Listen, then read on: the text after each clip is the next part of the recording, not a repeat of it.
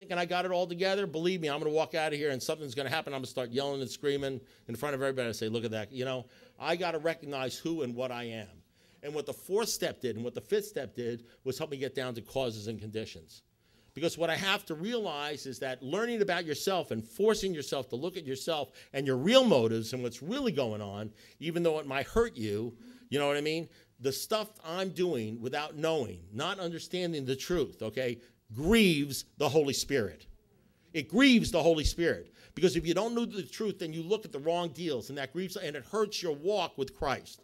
And it hurts your walk, it hurts your, I don't want to use the word sanctification, it sounds kind of, but it hurts your growth as a new creation, okay? And that's the deal. And I need to be able to watch for that, and I'm not perfect. You know, I just do the best I can. Sometimes I do the second best I can, I suppose. Sometimes the third best, but I'm moving forward. I'm like the Apostle Paul. I'm forgetting what happened yesterday. I'm just going forward for today, just trying to get to that crown, just trying to do a little bit better.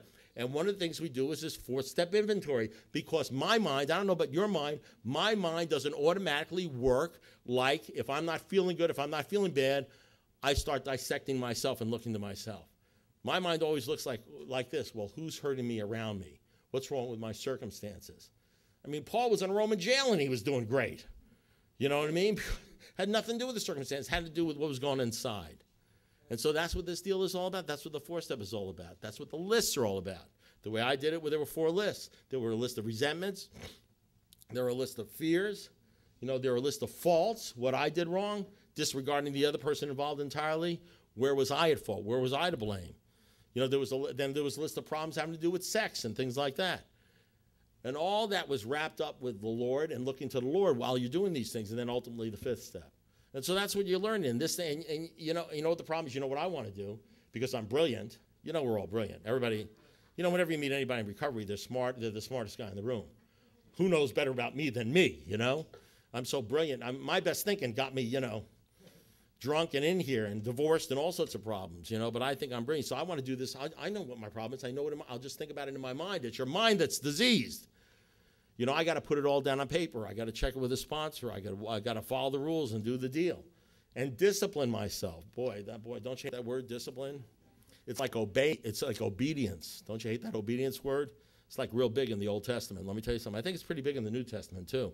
I think it was really big with Jesus. Jesus said something about obey. You know, he was like into obeying the Father, and, you know, not only do, you know, didn't he say something like, I judge the man who hears what I say and does it as a wise man, the man who hears what I say and doesn't do it, then he called him a foolish man. So obedience, not only hearing, but actually doing, following through, apparently has something to do with your walk with Jesus. Jesus thought it was important. That's the way he ended the Sermon on the Mount. So how many more hours do I have? How long have I been going here? What's the deal? I'm over? Well, that's it, folks. So I'm going to read you one thing. I'm going to end it this way. I'm going to end it with one thing. I'm sorry, Alan. I ruined everything. That'll teach you. Okay, I'm going to read you the man. I'm going to read you the guy. It's your fault. You're to blame.